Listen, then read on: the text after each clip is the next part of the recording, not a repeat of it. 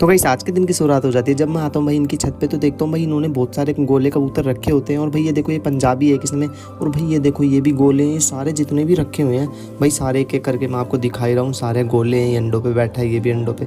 और भाई सहराजी को देख लो, ये एक पंजाबी पट्ठा है, ये देख लो भाई, इसको मैं इसी में छोड़ दूंगा, लेकिन छोड़ दिया मैंने इसके अंदर। और भाई इसके अंदर भी दिखाता हूँ, बहुत वेराइटी के कबूतर है इसके अंदर भी, गोले भी हैं, काबली भी हैं कुछ, और कुछ कुछ मकोए भी हैं। देखो ये मकोया, ये मद्रासी है, तो भाई ये वाला गोला देखो ये भी काबलियों में है। तो भाई बहुत सारे हैं, सहराजी देख लो आप।